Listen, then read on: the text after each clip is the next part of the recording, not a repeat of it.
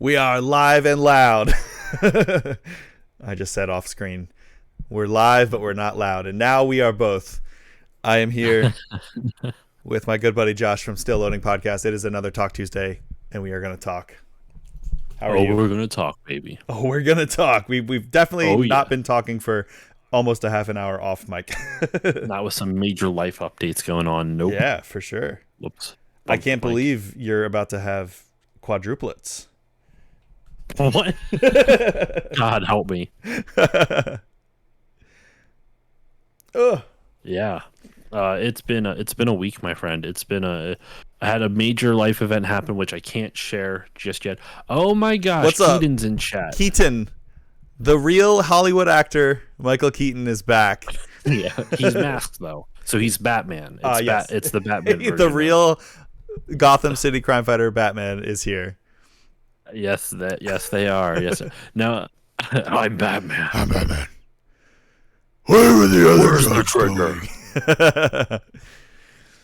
Well, yeah, you've had a lot of life events happening, but yeah. Aside from things that you don't want to talk about on the air, on live for millions of followers and Batman to hear, what have you been experiencing lately that you have enjoyed or not enjoyed or have medium enjoyed? We can go. When I ask you this, usually you throw everything out and then we go back and talk about them. We can do like one at a time if you'd prefer. You don't have to say everything at once. We'll do some the one life update I can talk about. My daughter had her first day of preschool today. Yes, and she loved it. It was so cute. Very happy for her. And it's a big step for my wife and I. Then, not related to that, I went to a local game store and I got little Dungeons and Dragons figurines. I don't know how. Nice. Yeah, look at that. It's a little hard to see because it doesn't freaking focus. Yeah. I have to like back it up. I need a better webcam, man. Back that thing. I got a little goblin guy too. Nice. So those are cool. So those are just like the quick hits. Nothing. I just like I just like those little figurines, and I might actually paint them at some point. Where did I put you? I have two things here. One is something we can play on mic, and we'll have to wait till you share your your shares for Talk Tuesday. Okay. But I'm actually I'm still reading my book, and I actually brought it with me this time. Nice. Yes, you were The showing Grace me. of Kings.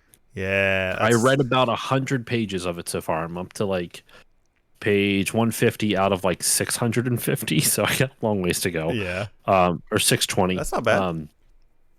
So I read that. Well, I had jury duty on Wednesday. Oh, jury duty, blackmail, pink slip, eviction notice.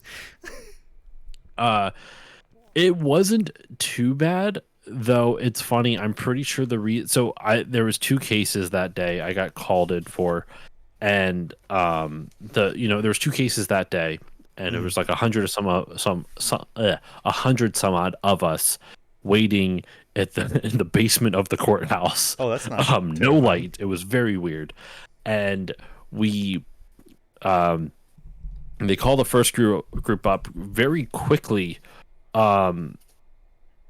Very quickly. They call what is it? I had to be there at 8 a.m. They quickly called us up around like 9 a.m. I was not part of that first group though. They called 40 people up, and I was not part of that first group of 40. So I had to wait until they had one other court case, and they're going to call us up later.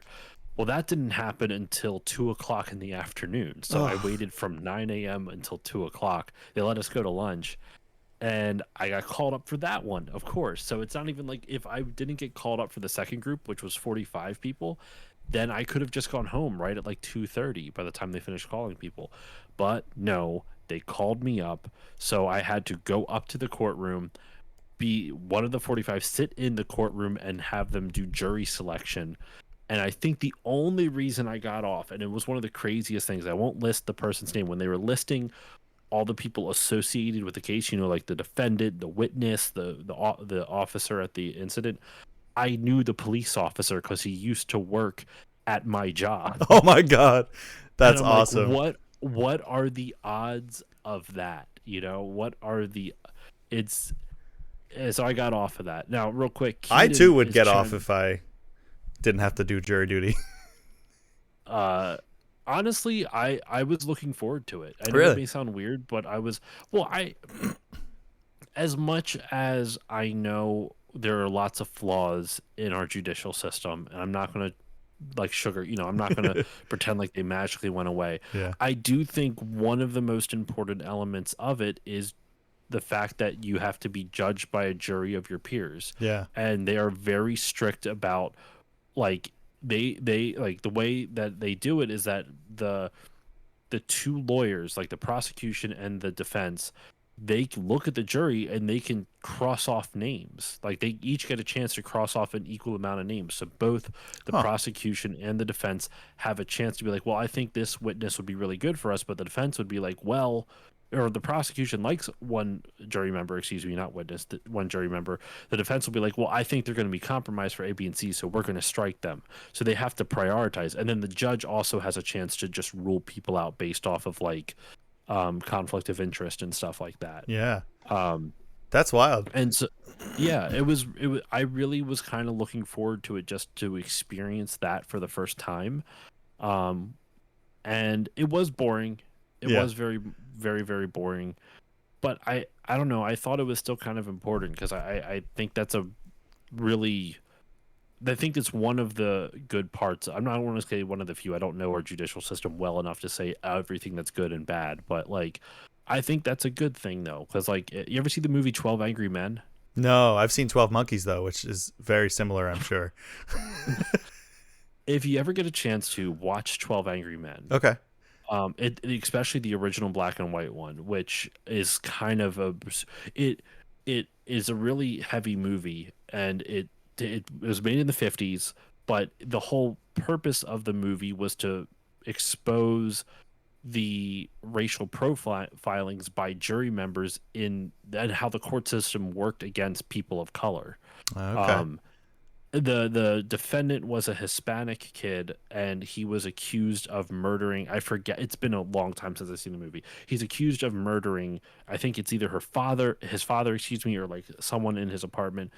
And Jeez.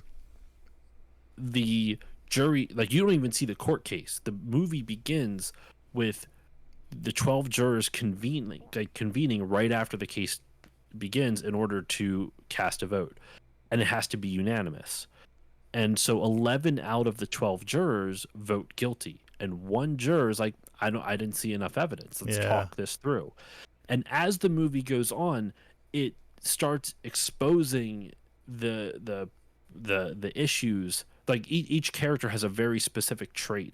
Um, One of them, I mean, kind of predictably so, and I won't say which or when or how it gets revealed. It's racism. Like Yeah. the one of the character, and there's a really powerful scene that when that guy, like people kind of tolerate it for a little bit, like because he's got snide remarks, but as it goes on, he goes on. There's a section in the movie where he goes on a really racist rant, and all the juror members turn their back to him.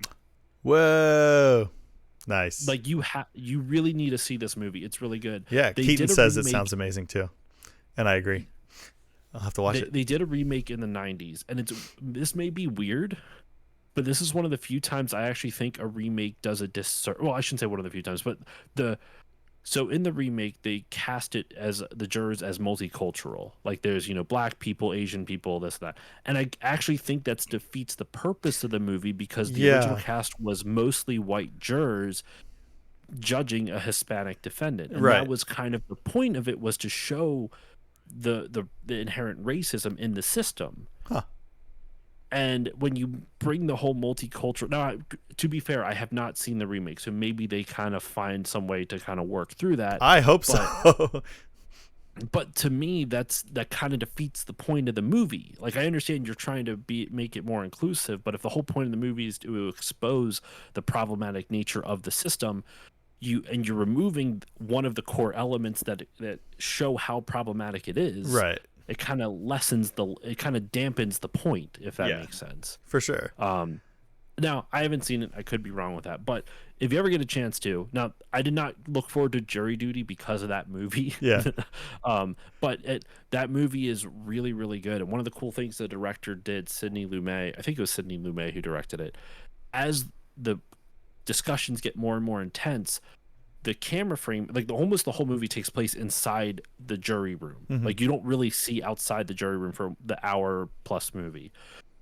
And as the discussions get more heated, the amount of space framing around each character gets smaller and smaller. So by the end of the movie, their heads are taking up most of the screen, and it's supposed to simulate kind of that claustrophobic feeling of like things are getting intense and the walls are kind of closing in a little bit. Oh, I like that. I really like interesting cinematic choices like that.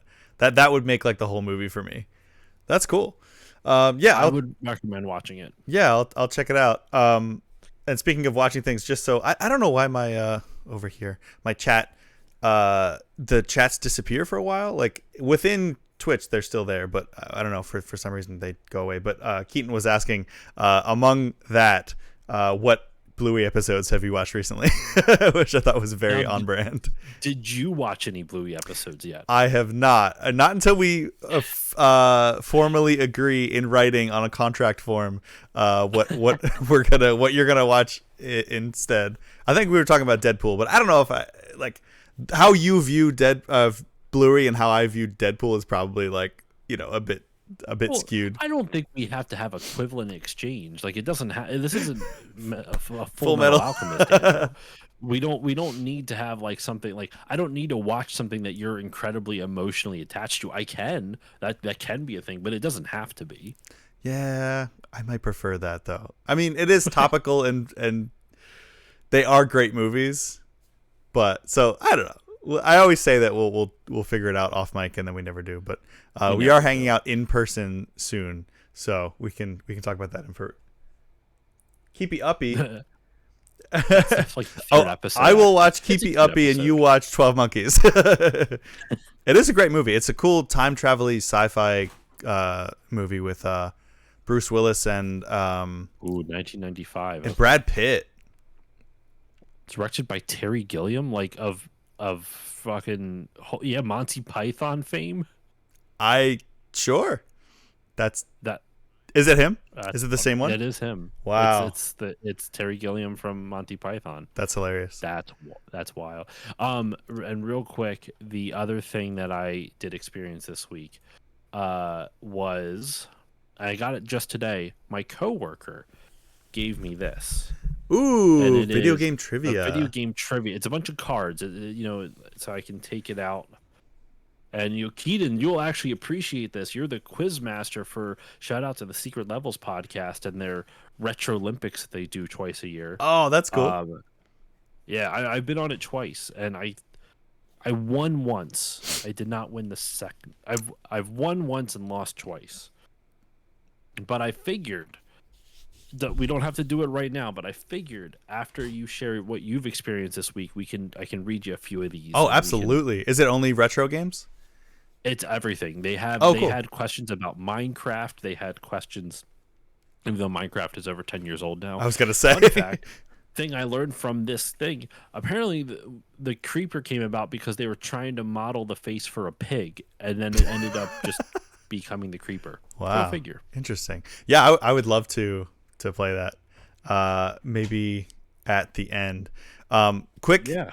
One thing I did want to say about, I know you said your kiddo started preschool, and I was laughing because I don't know if you saw it, but Courtney, I saw what you commented. Yeah, on I was like, my wife's page. I was like, she's still a baby. I have the postcard on my fridge to prove it. Dude, 3 years goes by fast. She's 3.5. That's wild to me. That is so wild. My entire fridge is entirely. That was a redundant way to say that. My entire fridge is entirely covered in outdated memorabilia. Like, so there's her baby picture. There's you and your baby picture. No, the Bromancers postcard that you sent me in like 2015. Yeah. And I have like a little magnet that I got from some friend's wedding in like 2018. I have a postcard from a friend who it's like their bunny, like it was like a pet postcard, and I think there's 3 of them, and I think they're all dead at this point. Like I think they've lost all of them, and I don't talk to the friend anymore, so I should probably re up on my content that's on my fridge. But yeah, that's wild. Freaking Content on your fridge. Yeah. Let me just send out my monthly fridge content. Yeah, I mean, you got to subscribe if you want my fridge content. Put it on my only fridge account. Only fridge, yeah. Oh, I will open that door wide open. I'll show you everything that's inside. I got some nice long and hard bananas in there. Invest in one of those fridges that have like a camera that like you can connect to Wi-Fi and you can see what's inside your fridge, and that'll be your live stream. Yeah, your fridge stream. Every like 10 minutes, you see your police's face, like, huh? What's their after dinner midnight snack tonight? Oh, welcome to Only Fridge. Welcome to Only. This is my Only Fridge, my spicy content. There's plenty of hot sauces in there. There's lots of sriracha in there. Yeah. Oh, I got this. I was so excited. I got this like honey sriracha barbecue sauce from the market around here, and I was like, this is gonna be amazing. And it tastes like motor oil. Like, it's not even good. I was so sad. That sucks. Anyway, what have you experienced this past week? So a couple of short things, and then one that I put off last week because I figured it would be like a longer conversation, if maybe one-sided, because it's just kind of me excited about something that I found out about that I want to experience later. But things that I have experienced this week, we went to like a local art show, which is really cool. It's in this big park. There's hundreds of artists there with like incredible paintings and sculpture, a lot of really cool sculpture, just like weird stuff like welded together and painted, and like carvings, and a lot of really good food trucks. I didn't realize there's a food truck around here. I always want to just keep saying where I live, but there's a food truck around here that got voted. You live in Pennsylvania. Yes, that's about all as people gotta know. That's as far as I've said. It's a really great food truck in Pennsylvania. Yeah. If anyone wants to come eat at this food truck, you just have to go to Pennsylvania. Just gotta go to Pennsylvania. Yeah. But there's a food truck around here that I've been dying to try, but it's a little bit far out of the city where we live, and it's constantly voted like in Yelp's like top 100 in the country, like not just Pennsylvania, like the entire country. So we finally tried it, and it was delicious. I've driven to Pennsylvania for Stranger, like Stranger. I'm assuming for Stranger Things. Oh, okay. I was like to watch the show for Stranger. He really wanted to watch Stranger Things in Pennsylvania. See, it's closer to wherever Indiana. I think it's Indiana, Hawkins, Indiana. It's close to Hawkins, Pennsylvania. I thought. See, you say for Stranger, and I think Stranger, the character from Stranger's Wrath, like Oddworld, Stranger's Wrath. But that's because my brain is wired for Oddworld. But yeah, that was cool. And then we did a photo shoot with one of Police's friends. So if those who don't know, Polisa is a model and is just freaking stunning. And actually, speaking of, tomorrow she's going to New York to interview with one of like the most prestigious model agencies. So there could be like a lot of money coming our way pretty soon. She just followed me back on Instagram, so I guess I'm pretty cool too. Yeah, I guess you're all right by comparison. Oddworld is amazing. Okay, Keaton just became my favorite person. If you don't know Keaton, you may not be able to see. It's kind of small, but I have an Oddworld tattoo on the back of my hand. I got Abe's tattoo, his scar. I got it as an actual scarification tattoo. Also, well, quick aside, I was streaming Oddworld, like Abe's Odyssey, the other night, and some person who I didn't recognize came in and was like, because I put, I'm speed running Oddworld, and I was just like, I had an hour to kill, and I was like, I do want to do a stream. I think it was a Wildcard Wednesday, and I was like, let me just see how far I can get in the first Oddworld game.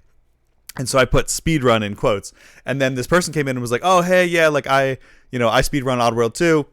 And I was like, oh, that's cool.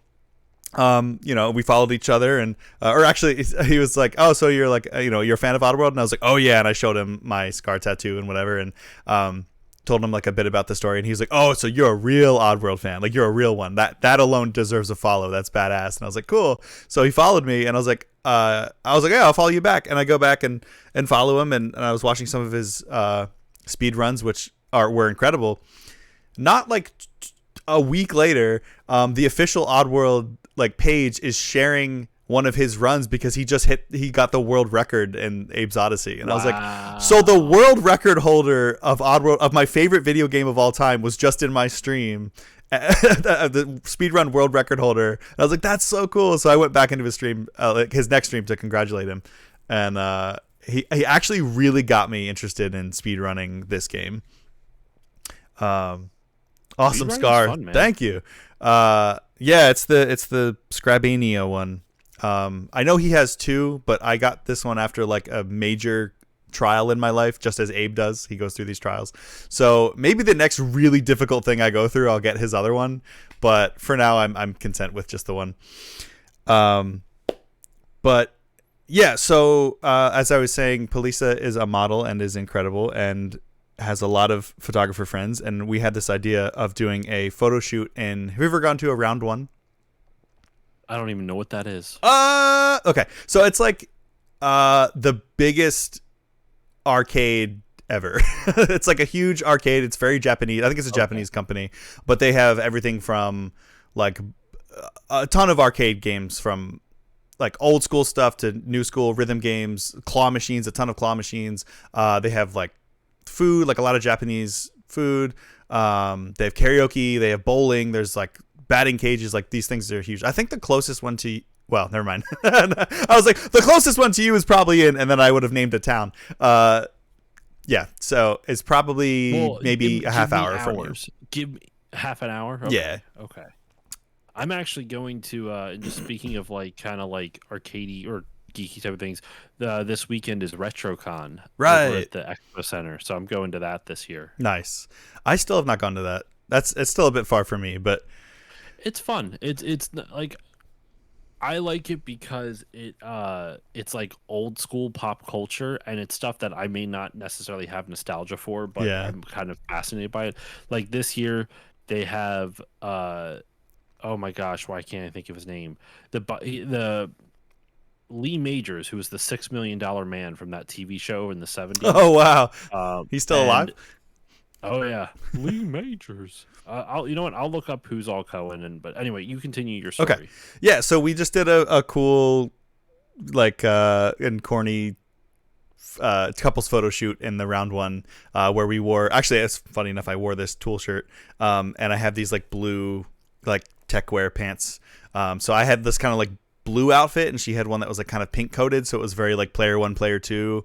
And then we had a second outfit that was like black and yellow. So we wanted like kind of bright, fun colors, and so we did this like photo shoot in the Round One, which turned out pretty cool. I'm gonna take some of the photos into Photoshop and mess with the contrast and stuff a bit, because I kind of wanted it to be a bit darker and more saturated, but good thing I know how to edit photos. But one of the things we did was there's a Marvel like photo booth thing there, and you get to like make your own comic book cover. So I'm obviously a big Venom guy, so we made this Venom comic book cover with us like sticking our tongues out like Venom, which was pretty cool.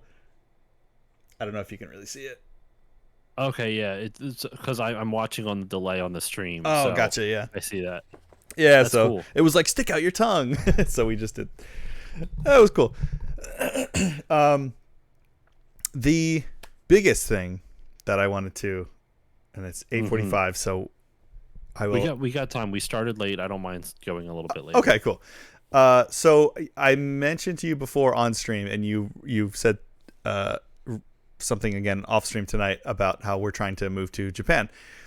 One of the things that I really want to do at some point when we go, aside from all the other things that I've been wanting to do my whole life, I just found out. So the island of Shikoku, which is the fourth largest island, it's the smallest of the main islands on Japan, but it's the fourth largest island in Japan. There's a like pilgrimage that people will take, where you can like walk around the entire island. It takes like a month and a half, But what you do is go. There's 88 temples. So I guess there was this monk that walked around the entire island. This one of these islands, and you basically like there's 88 temples that he supposedly like set up along the way, and it's like kind of around the border of the island. So you're going through mountains and down like the coastline, and there's the ocean and through cities, and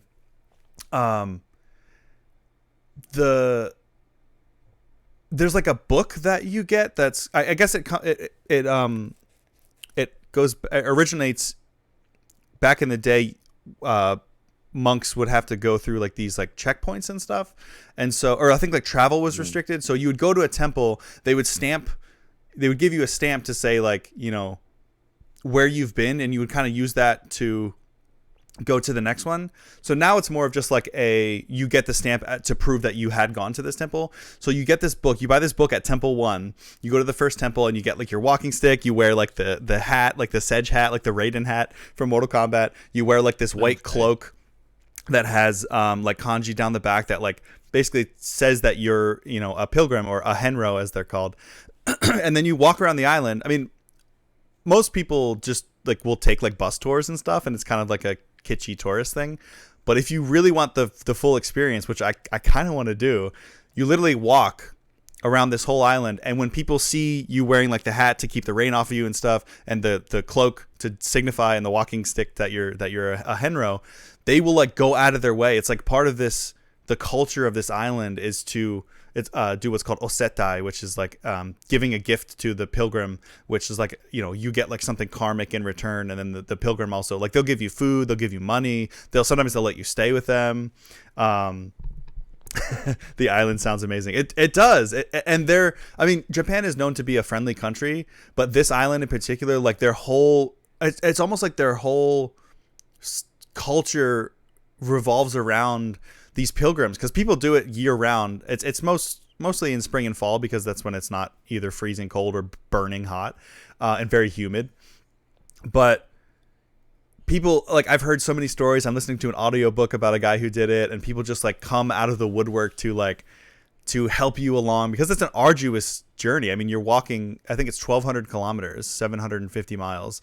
And I don't know, there's something. So there's a woman who actually used to teach police Japanese, which is, you know, she's been studying Japanese since she was like 10 years. I forget if I told you the whole story, which I'll save for maybe another time, but we ran into her, and she was telling us about this pilgrimage, and she showed us her booklet so she's like, yeah, you go to Temple 1, you buy this booklet, and then you go to the main office of the temple, you ring the bell, you bow, they give you a stamp with like really cool calligraphy, and each temple has its own stamp, and then you go to the next temple, and then when you're done, you have this whole book of all these really cool like calligraphy stamps. And so for some reason that like really awakened something in me, and I was like, I cannot wait. And I learned about this months ago, and I haven't stopped thinking about it. So it's just been like burning in my mind. I really want to do this pilgrimage. Like I want to walk around this island. It awakened something in you? Why? It's Pokemon. You're getting your different badges. Just don't go up to that first temple and be like, are you Brock? Oh my god, yeah. Go! Bulbasaur! Where's Geodude? You know what? You're not that far off, because I was walking the other day. So I've been doing a lot of walking, like, to prepare my body for this, and also just because it makes me feel like I'm going on this adventure. And I was listening. Is one of the most healthy things you can do for your body. I'm not even talking about just exercise. Yeah, I mean, there's been studies done that show it helps decrease the chance of dementia and stuff like that, because the kinetic motion of you walking is just naturally mentally healthy. Yeah, and the exercise is great for you, and it's low impact. So yeah, I went for a walk this morning, and I got like 9,500 of my 10,000 steps. I'm trying to do the 10,000 every day thing. Also, I've been very sedentary lately. But I was walking around this morning, and I was listening to, like, you know, I have Still Loading podcast. Oh yes, of course. I was listening to Still Loading podcast, and in between breaks, because I was just inundated with the entertainment and informational value of this podcast, I just couldn't I just couldn't take it The anymore. Dreamcast episode is coming out tomorrow on Patreon. That's true, featuring me. Yeah. And some other guy named Corey. I guess he's from this little YouTube channel or something that's like not very popular at all. Anyway, sorry, continue. But yeah, so I was listening to music and I was like, you know what? I'm feeling very Pokemon. And so I started listening to the anime soundtrack. Dreamcast. Yeah. So I was listening to the Pokemon anime soundtrack and it was like, I was like, I cannot wait to do this, because you're not wrong at all. I had the same thought of like, I didn't even make the connection of like collecting the 88 seals like their badges, but I think it's the closest that I could ever come to like actually going on a Pokemon adventure, like an adventure like you would see in Pokemon, where it's just like you're out like sleeping on in tents or in temples or in like random people's houses, and they're like helping you get to where you need to go, and like everybody's just so friendly, and they'll just come up and give you like fruit and money and stuff, and I'm like, this is like the RPG or the anime world like of my dreams that I never thought would be possible in real life. You should check out, there's an Instagram page called Cambo Stock, CAMBOSTOCK. He's an Australian dude who just does a lot of hiking content, and he's currently hiking the Pacific Crest Trail, which goes from the most southern tip of California all the way up to Canada. Yeah, I've heard of that. The PCT, they call it. Yeah, it's PCT. Yep. Wild. He's been doing it now for over 100 days. He's currently in Oregon. He's made it up to Oregon. Whoa. Yeah, it's been fun to watch, but like he has a couple videos where he talks about the reason I suggest watching it. One, they're really fun. They're short, like minute to 2 minute long videos, and it's just kind of like the vistas are stunning. Yeah. Like it's just, it shows parts of the country that I've never been able to see, because it's like, you just don't see stuff like that. Like parts of it makes me feel like I'm in Red Dead Redemption. Other parts Yeah. are just like the most beautiful vistas you'll ever see in your life. But there's some of his videos, he talks about how he prepares for travel, like what types of foods he brings. So like if you're looking for maybe some advice on like trying out stuff like that, also you could do some practice on hike a day on the Appalachian Trail. Yeah, I have an old coworker who somewhat recently, like within the last 6 months, just got back from hiking that whole thing. I was like, I can't even imagine. I mean, that's like months and months and months. Yeah, you have to really commit to it. But like you could do like a day, right? Like just plan to like, you start in the morning one day, you hike throughout the day, you camp out overnight, and just to see, can you do it? Test your boundaries. Oh, And totally. I was talking to Courtney. I was like, man, I would love to try that sometime, but I would first just try basic ass camping. Like what I mean by that is going to a campground without a camper, but like a tent and a little thing and all this other stuff, and like a little like bed, because this guy has like a little inflatable, like a little tiny inflatable mattress, just so you're not sleeping on the hard ground. Yeah. And just a bare ass bones, like, I'm gonna rough it, but like in a campground. So like if I need something, I can get it, and then steadily work my way to like going out into the woods and finding a good camping site or something like that. Yeah, there's multiple ways to do it. Oh, Keaton says they hiked a sliver of it. That's cool. There's multiple ways to do it. You can like rough it, but it's actually increased in popularity so much that they actually, the locals are like, a lot of our economy depends on pilgrims coming and like staying at the ryokans and stuff, and the hot springs and the things like that. So they actually recommend, like a lot of the pilgrims will be like, you can go and like take a tent, and there are designated camping spots, but a lot of it goes through cities. Like I said, it goes through, there's mountains and streams and rivers and the ocean, and but a lot of it does go through cities. So like you can plan it to like stay in old school.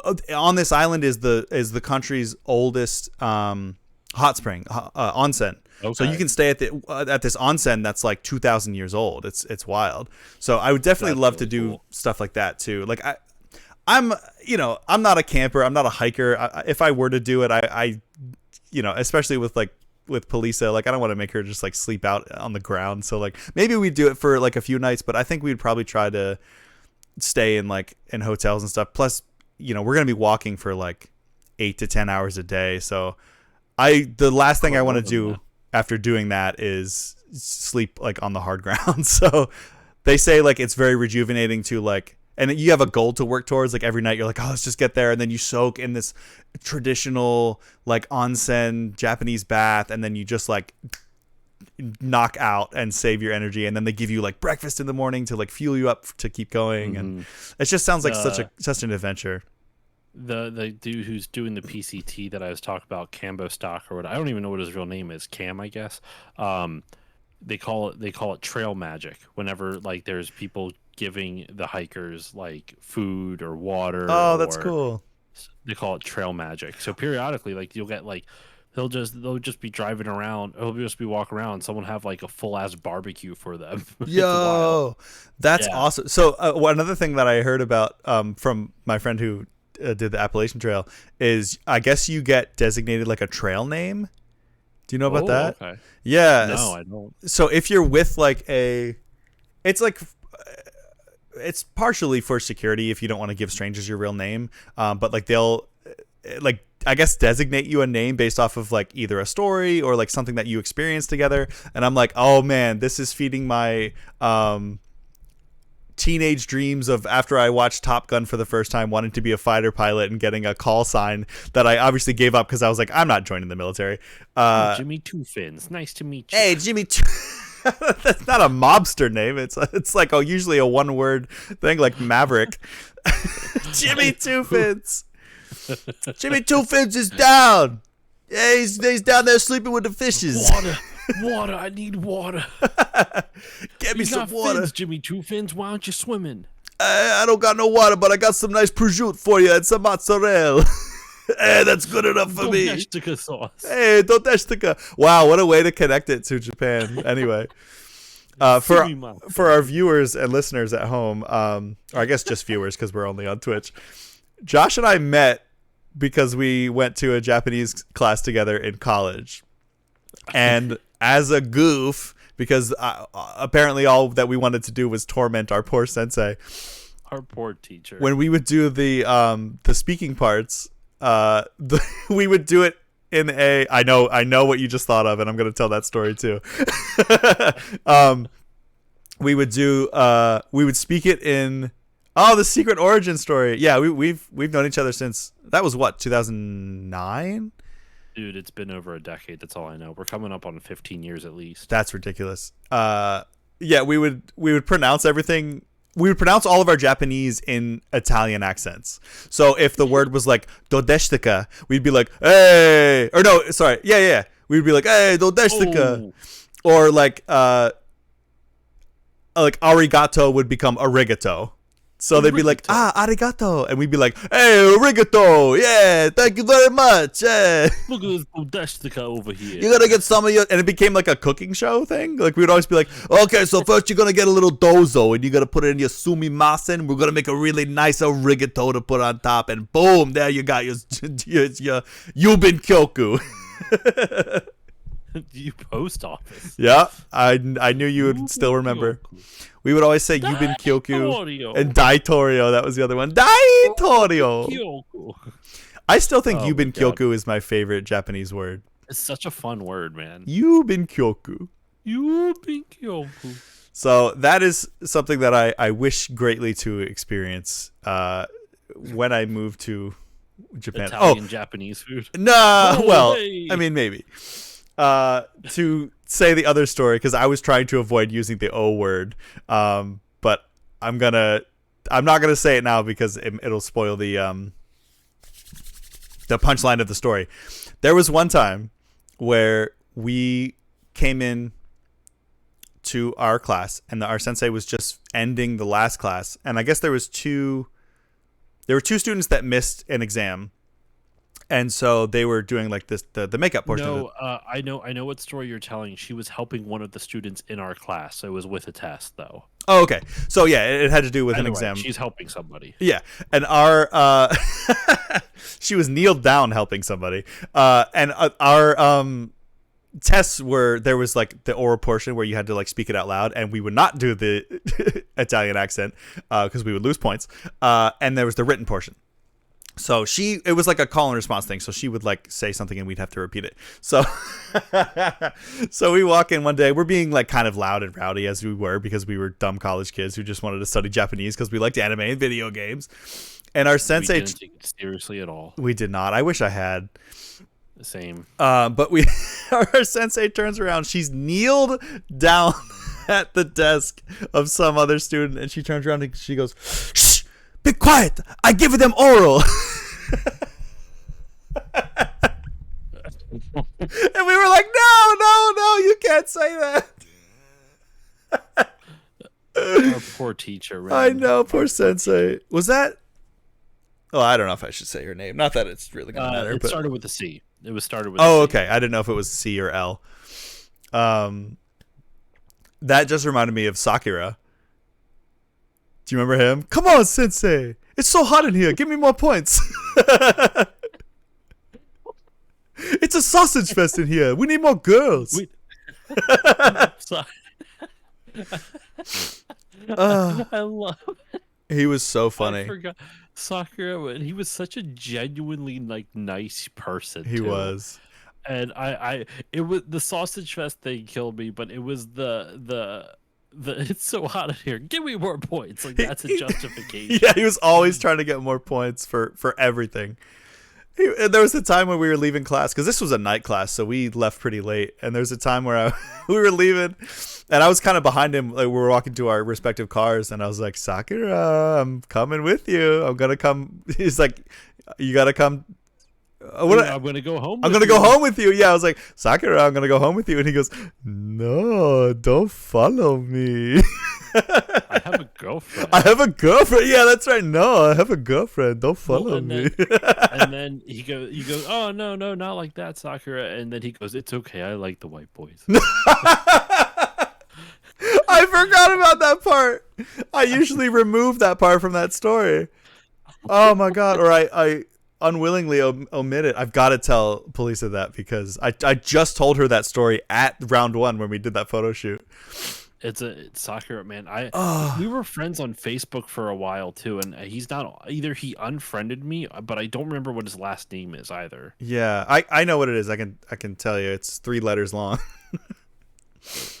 I think I remember what it was, but yeah. I mean, if he might have gotten off of Facebook because I can't find it at all anymore. I've seen that more recently. I've seen that more recently that people, I'll be like, I wonder how so-and-so's doing. I'll look them up and they'll just be nowhere to be found. And I'm like, well, okay, either they deactivated their Facebook or they hate me and blocked me. Yeah, I don't think it's the latter. I think a lot would of imagine people not. just deactivate Facebook. Yeah. Real quick before we go on, I did the guests for RetroCon this year. Oh, yeah.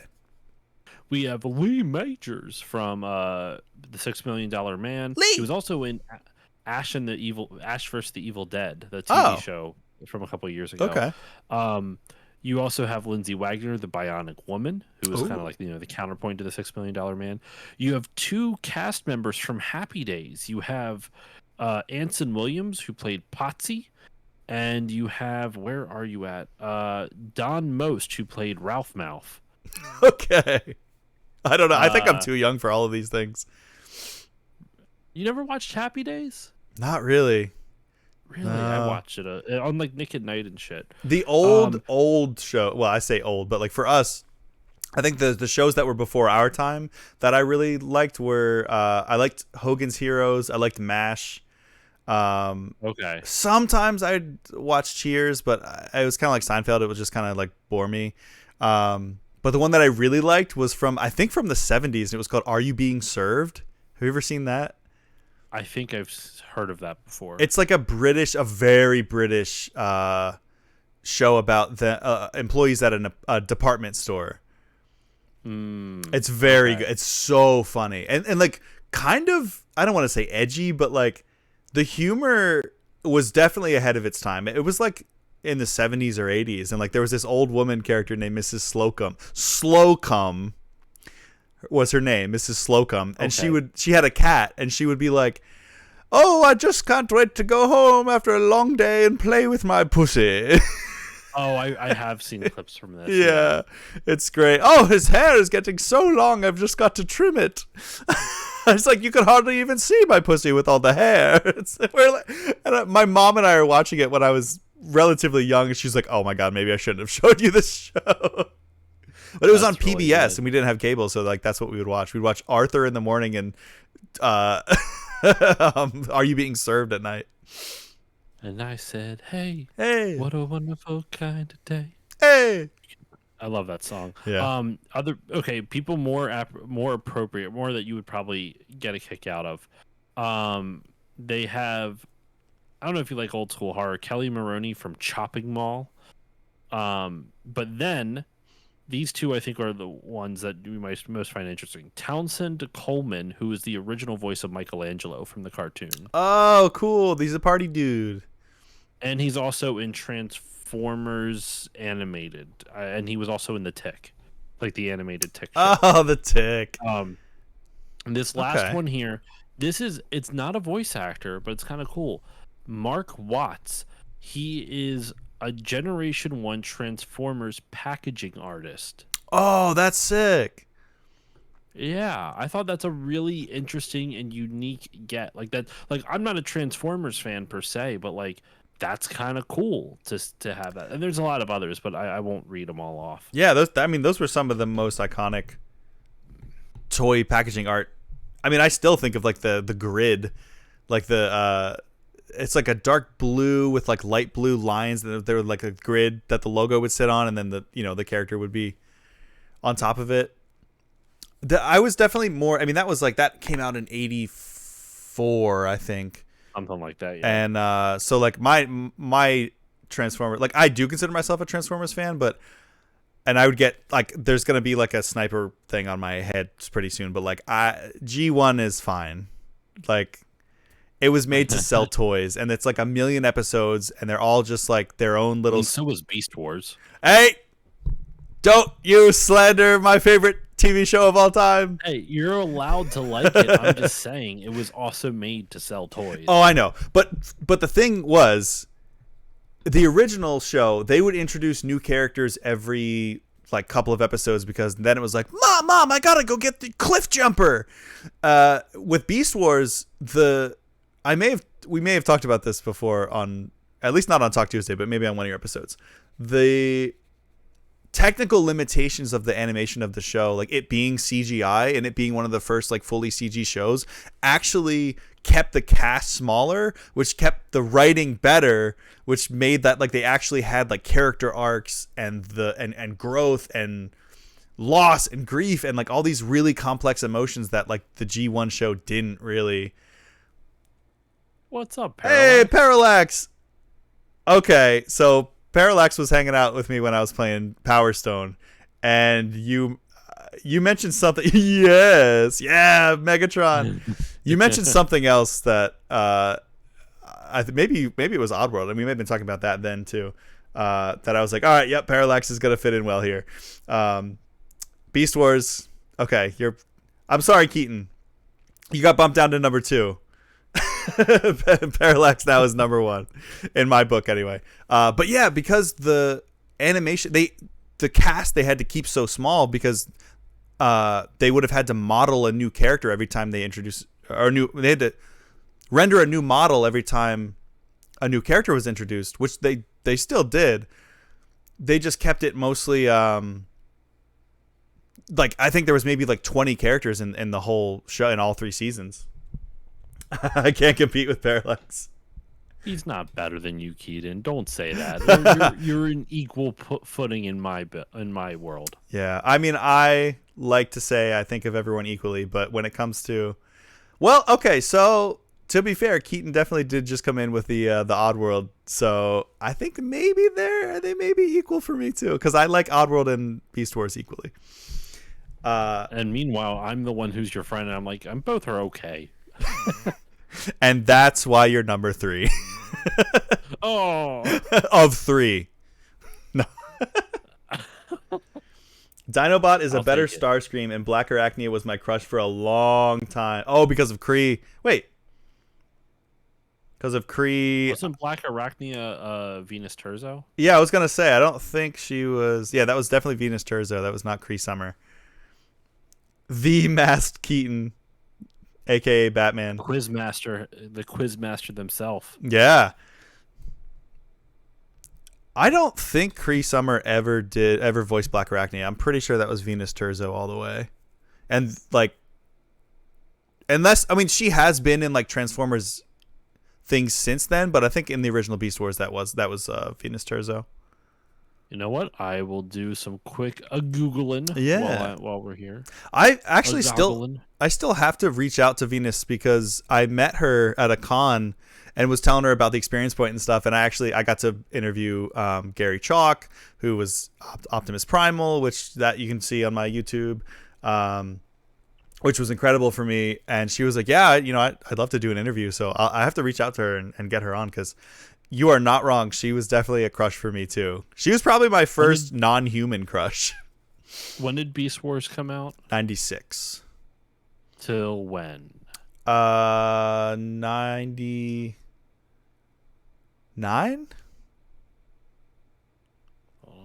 Chalk was a great Prime. He was an awesome Prime and Primal. Like, I love what he He brought. was never in Beast Wars, according to IMDb. Okay. Kree Summer. And I'm 99% certain that Venus Terzo was Black Arachnia, because I remember she was at RetroCon one year, and I got to speak to her, and I even talked to some of her people coming on the show, and never really followed through with it on my half. But on her thing, it showed that on like her little banner out back, it showed that she was Black Arachnia in Beast Wars. Yeah. That's probably what she's most known for. Actually, shout outs to so I met her at BotCon. I went to like my first convention that's specifically only for Transformers things. She was there. Gary Chalk was there. Gary Chalk gave me, so through her, like his assistant / close friend, someone by the name of Candace Santora. She does incredible Beast Wars art. He sent me, because I didn't get a badge because I was only there for the one day, and they don't give you a physical badge. And I was like, no, that sucks. I always keep my badges like for every con ever since my first one, which was Otakon 2008. And Candace was like, I'll talk to Gary. And he was like, yeah, totally. So he gave her, and she mailed me his guest badge from that convention. So I not only have Gary's an awesome dude. He's great. Not only do I have a physical badge from a con that I went to that I wouldn't have been able to get, but it's not even a regular badge. It's a guest badge. So that was super cool. Very cool of him. Did you, not to promote my own shit, did you listen to my interview with Gary at all? I think so, because it was around the time that I interviewed him, wasn't it? No, you did yours a couple months prior. Okay. Well, that's You still did yours relatively first. close. I think I did. He played piano for me. Oh, yeah. It was wild. That's so cool. Yeah, I mean, he all his Sonic stuff, too. He plays a phenomenal piano, yeah. Now, go ahead. I do have to jump over to my stream soon. Yes. So I wanted to, is there anything else you want to share for your experiences this past week? No, that is pretty much it for me. I'm glad that we got to talk about Oddworld and Beast Wars and Japan, which is like my 3 favorite things. So we were gonna do some trivia? We're gonna end. Yes. Yeah. We got trivia. Okay. So I actually, the way they unfortunately do these things is that they give you the question and answer on the same side, so it's hard for me to like keep myself surprised by some of them. Okay. You can take a picture of one without looking at it and send it to me, and I can read it to you. Well, no. So here's what I'm doing is I'm going to like slide it down. I don't know how well you can see it now. I'll block off the answer. Oh, gotcha. Okay. The first one here I already saw beforehand. Actually, this one I definitely already saw. So I'm gonna, but these first two might be one of these first two questions is going to be a gimme for you, absolutely. Okay. So, first question: Corvo Attano is the protagonist of which game series? Oddworld. No. I believe that is. I always pronounce it Dishonored, but I think it's Dishonored. You are correct. Okay. You are correct. Nice. Now, I feel like we need some gimme question. Okay, I feel like we need some music, like some kind of like. We are on Experience Trivia on the Experience Point with your host, Josh Koval. In the 1998 game Metal Gear Solid, Okay. what is the name of the rogue Black Ops unit led by Liquid Snake? Fox Die. You should know that. You're close. Foxhound. Sorry, Fox Die is the That's why I was like, is Fox Die? Yeah. Fox Die is the disease or whatever. Yeah, Foxhound. All right. Which 2017 game led by Team Ninja is very loosely based on the real life of English samurai William Adams? Okay, you said Team Ninja, and I was like, oh, easy for me. I accidentally saw this answer like before we even did this. I didn't realize this was the next question, so I actually already know it. Oh, okay. A Team Ninja game from 2017 that was loosely. Was it Neo? You are right. Yeah. Good shit, dude. This one I did not see ahead of time. What are the inputs for the Konami code? Do you know this one? I know this one. Oh yeah, up, down, left, right, BA left, start. Right. Yep. Yeah.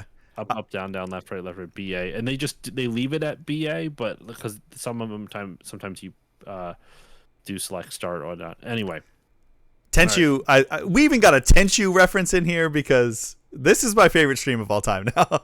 I love the Tenchu games, and we need a new one. And I still am convinced that Sekiro was gonna be a new Tenchu game before they changed it wildly to become like very Soulsy, which I wasn't mad at because I loved that game.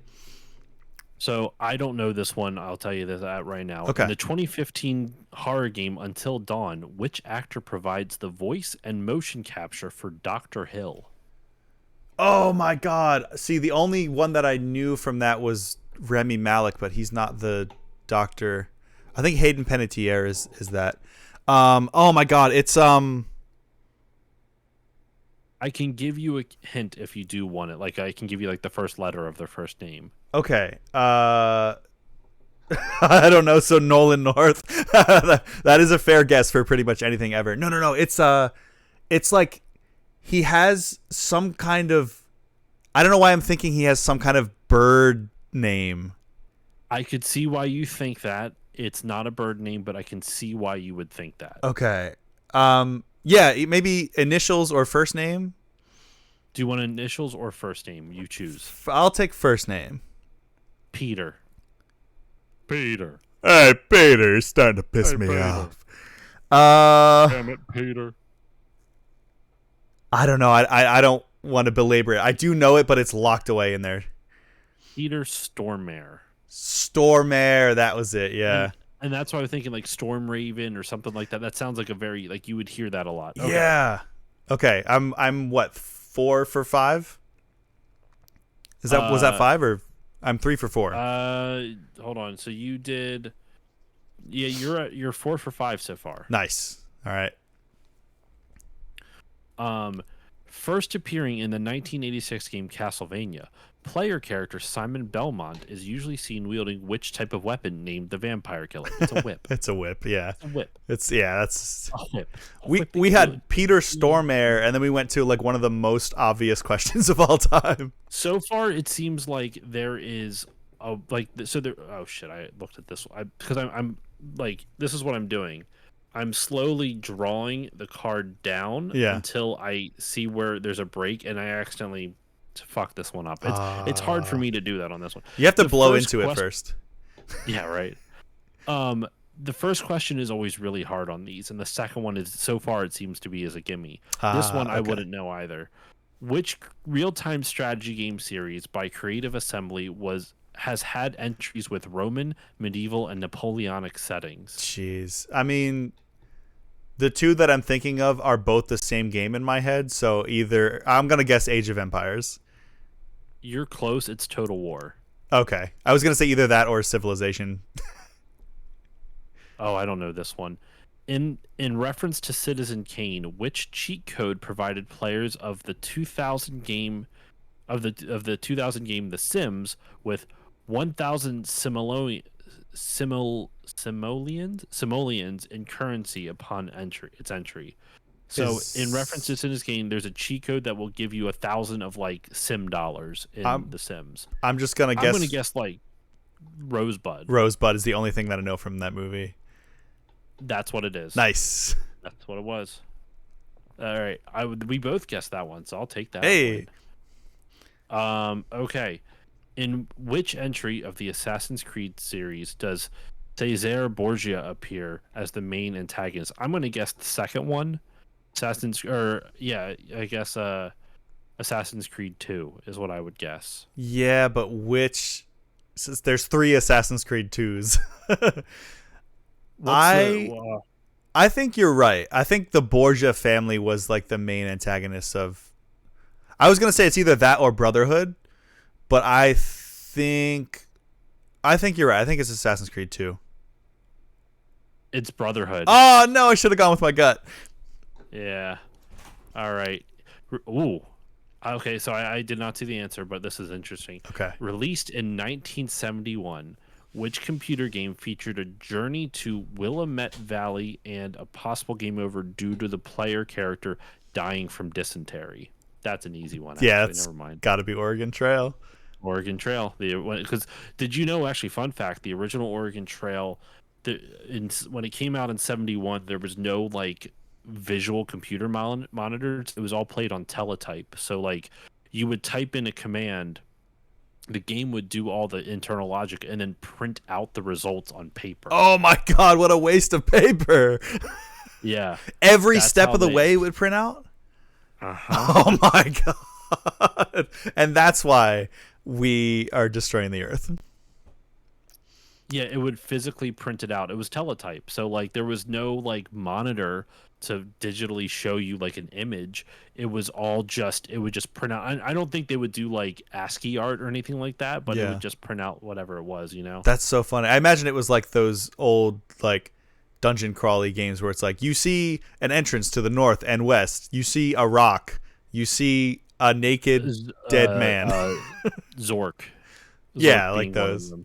I did one of those in on Facebook one time. Like I created one, and I was like, it was back when your name, it would be like you just put your name and then you would say is going to the mall, and so I put like it said Andrew Kinsey awakes at his desk in all capital. Like, you know, there's a fish bowl bubbling, there's an entrance to the east, what do you do? And then I with the comments I just like role played with people for a very long time, and it involved me trying to smash a spider, but my pants fall down and I trip over them and fall down the stairs and die. Jesus Christ. That actually reminds me of you talking about that. Have you ever heard of the genre of games called play by mail? No, but it sounds excruciatingly lengthy. Well, believe it or not, the genre still exists today, but in different forms than you would expect. But yeah, like original play by mail games, you would actually like it was basically think of like Dungeons and Dragons but played over mail. So you would mail in your moves to like a dungeon master, as it were, or like a game master. They would calculate everything out, and then they would send everyone back, and it almost seems like month by month they would have these. I don't know how big or small each month's directions were. Like, was it just or maybe weekly? I don't know how often they would do it, but you would actually mail your moves into them. The whoever was running the game would do everything and then mail you back like a response. It did get easier as time goes on. They would have computers do a lot of the number crunching, but you would pay a subscription fee to them for playing the game because they were doing all this work and whatnot. I don't know what it all entailed. But yeah, if you ever want to like Google it, play by mail games, it's kind of wild to like. I discovered I shouldn't say I discovered it. I learned about it like last year, and I did a mini episode for Patreon at the $4 level at the Still Loading Podcast Patreon. I did a mini episode or bonus episode all about play by mail games. And the most recent at the time, maybe there's another one out now. The most recent example of that was actually a God of War game What? that you played via Facebook Through Messenger. the mail. Oh, through Messenger. Okay. I was going to say through the mail. I just ordered DoorDash from a restaurant I can walk to. Like, I don't have the patience for that. It's the same principle, though. You're sending your commands to a central whatever, a server or a person. In this instance, it's a server because it's a game, and then they send you back your response. So you're not physically mailing anymore, but the principle is the same. It's wild All that it's the still kind of a computing thing. is not done in house. It's all done out of house. It's kind Wow. of crazy. Weird. That's wild. Um, I think they just stopped the last physical DVD. Like Netflix just sent out its last like physical movie, and I can't believe was it a couple years even ago, went that I long. wanna Oh, say. okay. We'll do a couple others, and then I'll start off my stream. Yeah. Wait, how many cards If are you're there? cool with it. Because like we would. There's over 300. Damn, we should do this every week. I'm saying, like, we can, dude. This is the stack right here. That's one. I have a whole nother stack. That's awesome. Yeah, totally. Yeah, as many as you want to do, because you're starting to stream after this. So In Tom Clancy's The Division, on what day of the year is a virus spread throughout New York through infected banknotes? I have no fucking clue. I'm just gonna guess September 11th because it's Tom Clancy. oh my god. I feel like it takes place in winter, so I'm gonna say Christmas. It's Black Friday, so you were close. Close. Actually. Okay. That's kind of cool. Black Friday will forever be like something else now. Like it's almost like Bloody Sunday. Sunday, Bloody Sunday. Which civilization can use war elephants in Age of Empires 2? This Fuck, is all I should you. know this. This is all you. I should know this too. Is it the Mongols? No, not the Mongols. It might be the Mongols. The Persians. Fuck. I didn't know that. See, I was ready to say like Thailand. I don't know. Here, all right. Well, this will be the last two. This is the last card, and then we'll call it. Released in 2004, which video game was a prequel to the 2000 film? Oh, you're gonna know this one. To the Enter the 2000 film Matrix. Pitch Black, and featured Vin Diesel reprising his film role of Riddick. Hell yeah, that would be the criminally underrated, as is the Pitch Black movie, Chronicles of Riddick: Escape from Butcher Bay. Butcher Bay, yes, sir. I It's knew that one. so good. I own it on Xbox. I started playing it I'm talking like over a decade ago, and then I never got around to beating it. So we'll get The 360 remaster is very good. Good to know. What is the name of the race of insect aliens in the 1984 game Elite? I have no fucking clue. I've never played it. I played Elite Dangerous for like maybe 2 days. And I feel like it was probably mentioned at that time, but I couldn't tell you. It is the Thargoids. Ah, the Thargoids, the classic alien race, the Thargoids. You know what? Because that one felt like kind of a dud, I'm going to do one more. Okay. The creation of which 2016 video game was inspired by the real-life experiences of its lead developer, Alex Preston, who had congenital heart disease? I don't... What year? 2016. I was thinking of the game, That Dragon Cancer, but that's not about the developer getting heart disease. It's about his son dying of cancer. Jeez. I feel like it's a really heavy game. Ugh. I feel like this is a bit too recent, but I'm just going to guess Spiritfarer. No, it's Hyperlight Drifter. Really? Yeah. Whoa. Have you played that? Nope. It's very cool, very difficult. I got stuck in it because it's kind of a Metroidvania, which usually turns me off. But I got to a point where I was like, I am just not good enough at this game. And I played it so sporadically that I kept being like, let me throw on Hyperlight Drifter. It's got a really cool retro, like pixely art style. And the movement is so smooth. Definitely up my alley. And every time I come back to it, I just get my ass handed to me, and I'm like, yeah, fuck this game. And then I miss it. It's like a terrible toxic relationship. There we go. But I think that's a good way. Oh fuck! I just dropped something. Nice. Fun. All right, we good, fam. We good. Yeah. Well, We can almost definitely good. I dropped more shit. There we go. can definitely end there. I will say, just since we're talking about Chronicles of Riddick, that game had a really cool mode that I loved, a multiplayer mode where one player was Riddick, and you had the like curved knife things that he had, and it would be in this really dark arena, and you could see in the dark, obviously, because you're Riddick, and then the whole enemy team was like, regular soldier guys that were trying to kill you, so you had to sneak around in the dark and just pop out and grab guys and kill them, and then just slink back into the darkness again. It was so sick. That game was really fun when I did play it. I liked it a lot. Yeah, really good graphics for its time too. Oh yeah. I remember being really impressed by it. Yeah, I always wanted them to add Riddick to a Mortal Kombat game. I feel like he would fit in.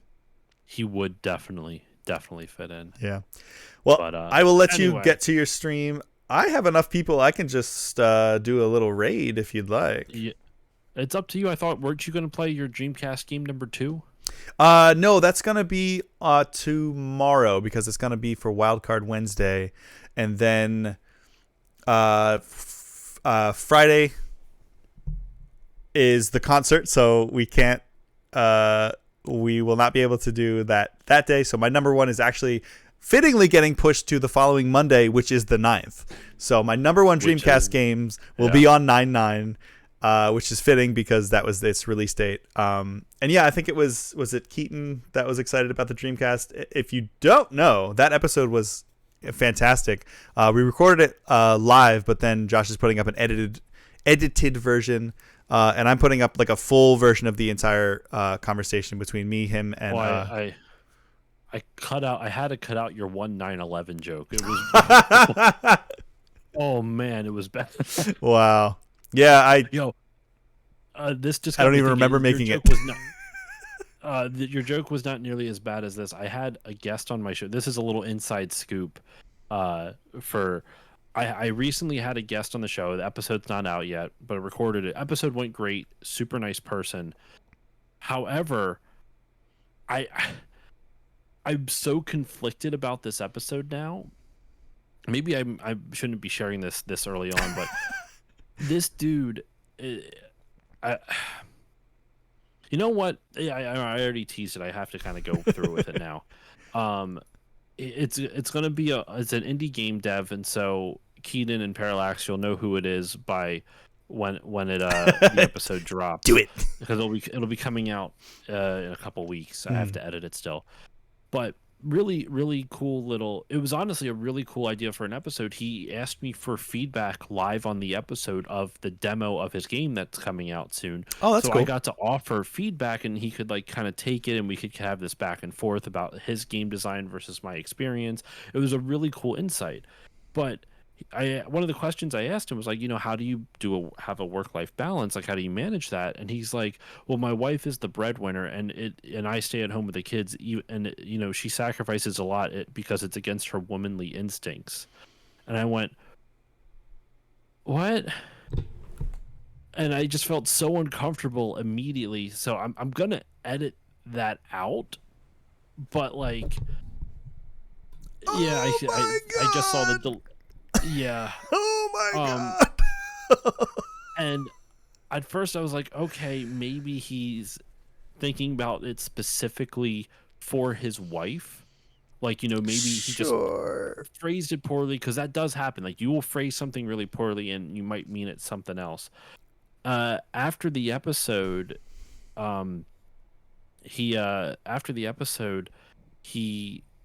I talked about it. I'm like, oh, I'm sure you just meant you were speaking specifically about your wife. He's like, no, I think that's like natural. And the way he phrased it, well, the weirdest thing was, and I know I'm painting this guy in a really negative light. The weirdest thing was, though, he didn't come off as like, well, everyone should do this. Like, he wasn't trying to say like people need to do this or force it on someone. It's just that his logic was more like, well, like humanity is meant to procreate. That's how he's not even like religious. Like he's not, this isn't coming from like a conservative Christian bend. It's coming from a Weird. very almost like straightforward, like we need to continue the species, therefore it is women bear children and blah blah blah. And I was just like, it was weird. Like it was the weirdest combination of like offensive opinions but not pushing it on anybody. It was so odd. Yeah, but it was very assuming. It was very Yeah. like, yeah, well, you know how it is. Like, and you're like, no, no, no, no. Like, I will say, if that is their dynamic and they genuinely came to that Power to because their dynamic with their partner. You know what I mean? If that's what yeah, them and their partner both feel, that's awesome. And it's weird because it didn't feel like they're like everyone else needs to be this way. It's just that they felt like this is what this is like this the normal thing, and it's fine if like the vast majority of people are like this. Is how they kind of describe yeah, it. That that is the vibe that's I kind of got. so assuming. Like we've talked Yeah. about we talked at length a couple weeks ago about how I'm having kids is not for me. I will never Mhm. fault anyone who they both. I fault people who have kids because their parents want them to have kids, or because they're just like, well, I don't know. I mean, I guess that's just what you do is you have kids. Like, think for yourselves, come to that decision on your own, and if you do, then that's great. If both your partners are consenting to like, this is the dynamic that we want to have because this Yep. is what would bring us happiness, not because of any expectations or pressure from Yep. any outside source whatsoever, be it religion or society or whatever, that's great. Power to you. Like, it's no secret, but like Polisa is kind of like that. I mean, we are both very staunch, progressive, down with the patriarchy people, but she is also like, not despite that, but she's like, I love cooking for you. I love baking. I love putting on a cute little apron and like making things for you. But it's like not because I feel like I have to because I'm a woman. It's because that genuinely brings her joy, and I love that. Now, real quick, Parallax. He actually did it. I actually heard his kids come in, and it doesn't feel like he's treating his kids as assets. It feels like he genuinely loves his children. Mm, It's this is the second time this has happened on the show, and I won't name the first time because that episode's already out and it's been out for quite some time. Where I had a guest on the show who was like uh, so genuinely wonderful to speak to. Like I just got a good vibe off of them through the entire interview and everything. yeah. And then afterwards, just kind of like there's problematic viewpoints that came out afterwards, and it's just like I'm not going to be mean to them, but I don't know if I'll invite them back on. That's You know fair. what I mean? And even because the thing is, they're not even espousing like the problematic viewpoints. It's just gonna play some Inscription weird card game time. That Fair was the enough. game Fair I was enough. talking about last week that I couldn't remember the name of. Okay. Well, I talked about Uh, the unicorn one, and then this Inscription game is their next one. But anyway, yeah, But, they you know, were Parallax and was saying that some people view their children oh as yeah. assets, which that pisses me off Oh, too. absolutely. My Assets wife or worked. to like use as a vessel for your failed dreams. That pisses me off the most. Yes, and it's weird because it's like I really enjoyed the interview, and like it was such a nice, candid conversation, and then you have a comment like that. I'm like, Just dude, drops that bomb on you at the end. I was like, what is going on here? So y'all will both know when it comes out, and it's like I don't want to. I can't really. I don't have another episode lined up, so I can't really tank it, even if I wanted to. And on top of that, it was through a game publisher agency that set up the interview because it's an indie dev publisher, and I don't want to like. It's just weird. Like I don't. I think it's one of those things where as I get more and more into this space, I'm going to encounter. I was talking to a friend of the show about this who's more progressive than I am, and I was like, "What are your takes on this?" Because like I know what other people's takes are going to be anyway, but like, what are your takes on it? And uh, basically, like if I had known about it beforehand, that's different. But I didn't know, and now we're in the middle of this, and I kind of stand by the episode. I think the episode's really good. I'll just cut out the parts that I think are a little bit like, because the stuff that he said, there's one other moment which I can't remember what it was, that he said something kind of problematic too. Hmm. But it wasn't as problematic as the first one, as the one I mentioned. Yeah. Was not even close. That, or Um, like maybe have a disclaimer, like the no, I'm the just gonna cut it out. It doesn't affect anything. yeah, that's Like fair. I don't think I should have a disclaimer on someone's personality, because like he was pleasant on the episode, and it was just, he was a nice person when I spoke to him. Like I genuinely liked speaking to him. In fact, he asked if we could do a stream together, because I would play his demo live on stream, and we could talk about like the experience going through it. Nice. And I'm like, that's a cool idea too. Like have the indie game. So I'm still considering doing that, because it's like I said, it was the weirdest combination of like, that's a fucked up thought, but you're not trying to push it on anybody, and which was just so weird. I've just never experienced that dynamic, and so my reaction to it, I flat out told him like, well, I disagree with that, but I Nice. also know when someone is entrenched in any opinion, that like myself included, any opinion that you want someone to change their opinion on, the worst thing you can do is start being hostile to them, because Sure. then they're just gonna burrow in. Yeah. Because we even got to because his follow-up question for me when I said I don't agree with that, he's like, well, what do you think the purpose of someone's life is? So it really made it feel like his feeling is like procreation is the purpose of humanity, from a very like almost like evolutionary space, like we have to Yeah. procreate and further the species. And I've heard people say that before in like a very matter of factly, like almost like borderline barbaric scientific way, if that makes sense. It's a heavy question. Yeah, seriously. It is. I told him, and I talked to Courtney about this. I talked to my wife about this, and we both kind of agreed. Like the whole purpose of life is love. Like Hmm. the entire purpose, whether and that to be clear, it doesn't necessarily mean you give love to somebody. It could mean you love your partner. It could mean that you love a hobby. It could mean that you love some like do helping other people. It could just any way that you can show love is kind of the purpose. Like some people, like you and Polisa, you don't want to have kids. You've said it a bunch of times. So where you find love in each other, and then you also find love in your hobbies and your creative outlets. And some people find love in their jobs. Some people just love to work, and that's fine if that's what you love. Hmm. And I think in general, like my original thing was just kind. I think the whole purpose of being here is Hmm. to be kind to one another. And she expounded upon that like love. I'm like, you know what? I kind of agree with that. Like love. And so that's all I got to say before his kids came in, and he's like, oh, actually, I'm sorry, man, I gotta go. We gotta cut this short. I'm like, that's fine. Yeah. It was an awkward conversation to say the least. But and I don't know why I'm sharing this now. But No, it, it's a honestly, good conversation. I think honestly, the it's been weirdest on my part was mind. how when somebody says something with such utmost conviction, like they're just assuming something that's true, that's objectively they're saying something objectively true on something like that is so up for conversation and debate, and it depends on an individual level. Like you don't just say like, ah, yeah, well, it's like he was saying like, and because like we all have to breathe oxygen. So Yeah, he was saying that's it like that. and Well, you know how it is, because like that's just what women do. You know.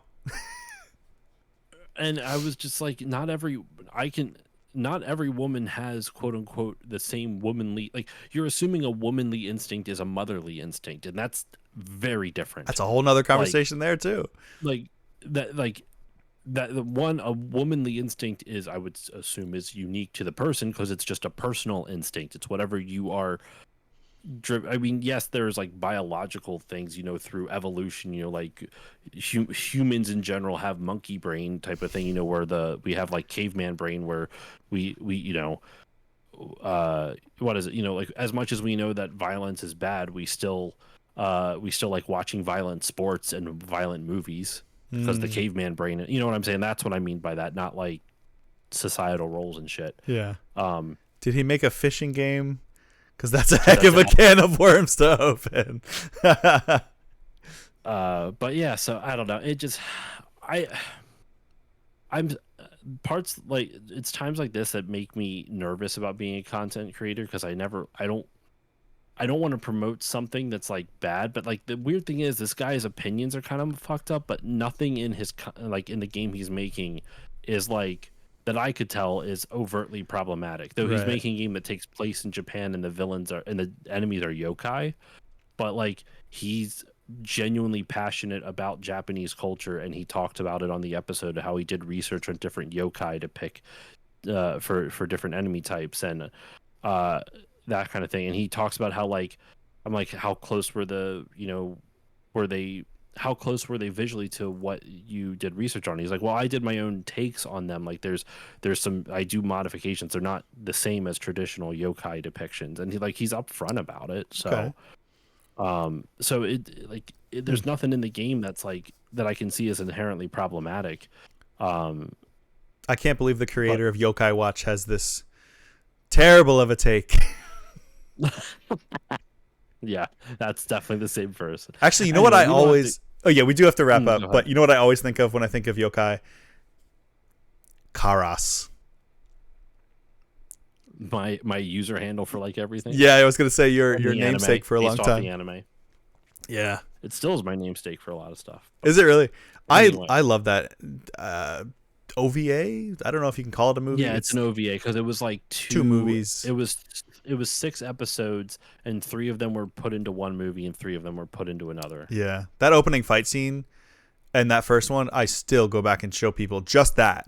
Like the rest of it's great, but sometimes I'm just like, you want to see the coolest freaking fight scene you've ever seen? Where they go kicking towards each other and then like slows down and zooms in and they like there's one snowflake between both of their feet that like goes and shatters into 1,000 little pieces. So sick. Anyway, I will let you go to Yeah. your stream. Yeah. Uh, And well, now y'all can know like when the episode comes out, to listen with a grain of salt and kind of know the bit of the full context. I'll be editing out. He really only had 2 comments where I was like, "Oh," everything else was like just normal, Huh, so normal. that's so wild. It was just such an archaic point of view that I was just in shock. And it was the weirdest thing where it really didn't feel like he was trying to push it on anyone. He's just like, this is just how it is. I'm like, I don't know about that. I don't know It was what's weird. more dangerous. I think that might be more more upsetting was the fact that it was so true to him that he wouldn't even imagine anyone would disagree.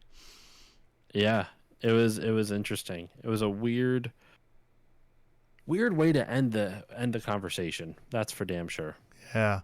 But sometimes it's important to interact with. I do genuinely think it's important to interact with people you disagree with, and just know where to draw your own personal lines. Like I'm not going to be rude to the guy, but I'm gonna I might not be as close. I might not try to stay friends with them either. Yeah, and you don't want your platform to be a vessel for Platform for that. Yeah. That's fair. So anyway, Alrighty. yeah. What are you playing tonight? Still going through some more Diablo 2. I haven't Okay. really felt like picking anything in particular, so I'm just playing some more Diablo 2 Resurrected. Nice. Well, you are welcome to start that, and I will pick everyone up like a little group of I don't know, Pikmin, and take everyone over to your stream with a raid. Sounds good. All right, I'll disconnect and start it up. Sounds good. Have a good night. I may lurk a little bit, but it is very late and I haven't eaten dinner yet, so I need to eat some food. That would be important. All right, I'll chat with y'all. All right, see ya. I made sure to turn off his window in time this time, and so you don't have to see our Discord chat when he disconnects after all of our you'll see our saucy conversations we have to each other and all the nudes that we share back and forth. I'm just kidding. I say this while he's not here to defend himself. All right. Well, let me see the sauce. That reminds me of what was that movie? Was it I Spy with Eddie Murphy and Owen Wilson? Wow. Where Owen Wilson's getting jiggy with the girl and and or no, it was Yeah, it was Eddie Murphy, and he has like the camera in his lens, and he turns it off, and he's like, "Come on now, oh come on now, let me see the goods."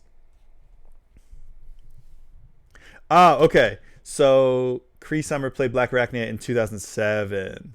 Okay. Oh my God, Mummy's alive. So yes, here's the thing though. I was like 9 when Beast Wars came out, so I did watch, and I know you mentioned Reboot as well. I did watch Reboot a little bit, and I watched Mummies Alive, but not enough to really remember anything. I'm waiting for there's a remaster of Reboot coming out that a fan is doing. I think it's called Reboot Rebooted or something like that. And he's going frame by frame and cleaning it up and doing a 4K remaster. So I'm actually gonna watch it for essentially the first time all the way through. I know like a little bit about it from my memories as a kid, but yeah, they have a good Twitter presence. I was actually slated to help out with that project a little bit, which I found kind of funny because I I was like so I'm a graphic designer. Like I designed all the graphics and stuff for the stream and the logo and all that. I guess I can go to this one now. Yeah, it's just me now. But he was like, yeah, if anyone knows how to do like Photoshop, image compositing and image editing and stuff, let me know. And I reached out to him, and he was like, yeah, actually, I think I'm just gonna do it myself. And I was like, cool. That's why it looks fucking sick. Oh hell yeah! Thank you, man. I appreciate that. It's so funny that you say that because I keep having like I'm still a relatively small, like I don't have a huge following. I have like 51 followers, but I guess I have enough now that a lot of people keep coming in, keep coming in the chat and being like, I'm an artist I do graphic design for streamers, and I just think that your look, your logo, and your layout just doesn't quite fit. Do you want to hire me? And I was like, no. First of all, fuck you. Like, they're so rude. And second of all, like, I'm a graphic designer by day. This is what I do for my job, and so I'm all set. I do animation and video editing and stuff too. And they're like, okay, thumbs up. And I'm like, but I'm happy to, you're welcome in the stream anytime you want, and we can talk about design and stuff. And then they leave forever because all they wanted was money. But thank you, I appreciate that. The logo, very reminiscent of when G4 actually played games. I know. Well, here, let me switch to I think I have a full. So this is like a little sub brand logo that I did for whenever I'm just talking to people, like Experience Chat, because this is the Experience Point, so everything's like Experience Gaming, Experience Tabletop. The actual logo, my mic might cut out, but is this? Okay, mic's still on. So that's the Experience Point logo, and then I have like just the X. Yeah, I have the X in the circle there, and so I thought about this so much. Oh, so the constellations. So funny you should say that. So the little rainbow, I guess, gradient thing going around the logo, and I use it for the frames and stuff. That's all of the things that I talk about. So like if on my YouTube, I mostly focus on gaming. So everything's green on the YouTube because Experience Gaming, the sub brand of that is like using the green color, and tabletop is yellow, and like movies are red. So I use the gradient to show that like the Experience Point is like all of it together, and the constellations in the background are actually like supposed to mean like I almost envision each little dot as like an experience point, like a point of experience. Like the whole thing of this is getting people together to talk about their experiences in movies and media and anime and cosplay and travel and like literally anything. And that's why we do this Talk Tuesday, where it's like, what have you experienced this week? And it can be anything. Love the Rainbow Circle. Oh, cool. Thank you. I've not talked about that on stream, so I'm actually really happy to be able to. Since it was kind of like my baby for a while, I just kind of I sat in a dark room and I designed for ages. It's hard designing for yourself because I usually design for clients who will tell me when they don't like something, but when it's me, I'm like, I don't know, is this the right choice? Is this the best thing I could possibly do? That should be brought up further. The constellations are lost in the back. Yeah, I didn't want it to be like too distracting. Like when I play games, it's a little easier to see. So like this whole screen is usually mostly filled up with whatever game I'm playing, but I don't want it to be annoying. the the harshest critic is often oneself. You are not wrong. Oh, you're not a nobody. You are somebody to me, Parallax. I honestly, genuinely, and I'm gonna reiterate what I said last week when you were in the Power Stone stream. Let me go back to this. You were like, "Give me the space dust." You were like, "Oh, I don't want to blow up your chat," and I was like, "No, please do," because that's the whole point of this. The experience point is that getting people together to talk about things that they like. And when, getting to talk about Beast Wars with you and Oddworld and all the movies and stuff that Josh and I were talking about, that's the whole point. So, and like I said, I'm still relatively new to the Twitch space and the live streaming thing, but that's why I was just doing, when I first started, when I was vaguely on and off in like 2022, I think it was, I would just like put a camera up, talk at it, and then edit it in YouTube and maybe put clips of what I was showing and talking about on top of it. And then I'd upload it and it would be like, whatever. Like, you could comment on a YouTube video and stuff. That's fine. But like, I like having the conversation real time. So like, I love when people blow up the chat. That's what I want. Like, it's like, experience point is fun. Hey, thank you. I appreciate that so much. I jumped in on Beast Wars. I'm going to like it here. Absolutely. Oh, and I remember what it was last time. I made a very obscure Monty Python quote, and you were like, yeah, this is the place for me. So, listen, I will talk Beast Wars until the robot cows come home. But I don't want Josh to think we abandoned him. But good to know that at any point I can talk Beast Wars with you. 'Cause it's literally my favorite TV show of all time. That old CGI is my childhood, plus all those voice actors are much my home base. Oh, nice. Okay, so I think I'm picking up what you're putting down, but I don't want to say it unless you want to say it. Yeah, I imagine it's very cold there. Yeah, all the like Gary Chalk and freaking Scott McNeil voicing half of the cast. Like, he was Waspinator, Dinobot, Rat Trap, and Silverbolt, and maybe one more. Like, all the most iconic voices, and you can't even tell that they're all him. Scott McNeil is incredible. Yeah, Mega Man. Oh well, yeah, and Gary Chalk was on that, and God, Gary as Dr. Robotnik is something that I will never forget. And Grounder, I think his performance as Grounder is one of my favorites. Like, I still kind of do that voice whenever I'm like making fun of somebody. I still am like, oh man, I don't know what we're gonna do here, and it's like, it's burned into my mind. These voice actors, these voice performances that we grew up with will. God, it's not just nostalgia. Like, you're not the only one. No, there's just something. This word gets overused, but there's really something magical about it. Like, there's something that you like. Yes, it's nostalgia, but it's. Let me just circle everything, close the loop on everything as to why I'm doing all of this. The way that you experience something is unique. Like, two people can watch the same media or play the same game or go to the same restaurant or go to the same country and have wildly different experiences. And I love that. It'll hit you in a certain way and where you are in your life that you'll take that with you forever.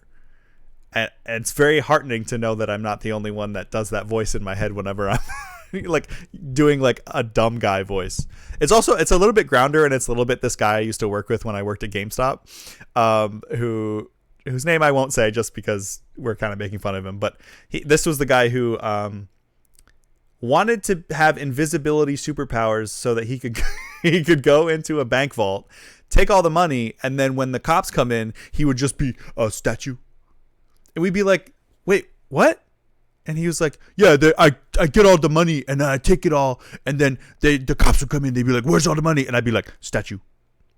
And we'd be like, dude, you're invisible. You don't have to be a statue. You don't have to say statue. Like, that's just going to get you caught. So Every time I hear the word statue, I do that. I'm like, statue.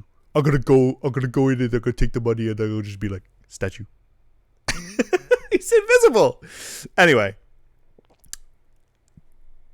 it's not the worst get rich quick scheme. I mean, yeah, I'm not gonna say I wouldn't do the same thing if I was invisible. Although I wouldn't just say statue or pretend to be a statue.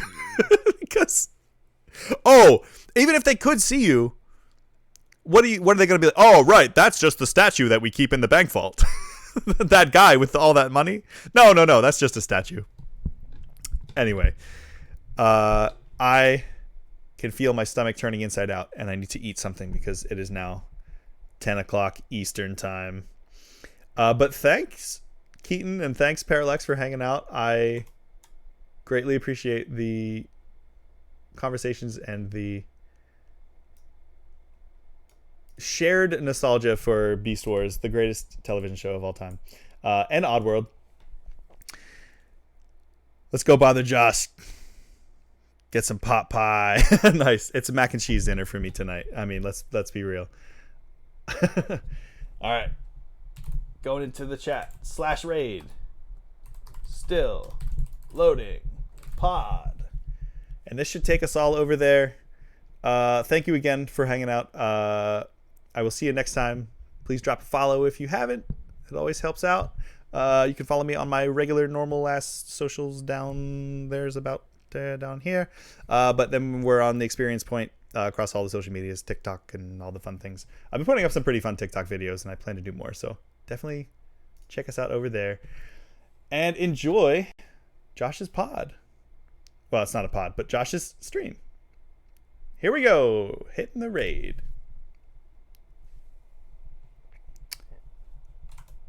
Everyone have a good night. I love you all. Enjoy. Keep it maximized.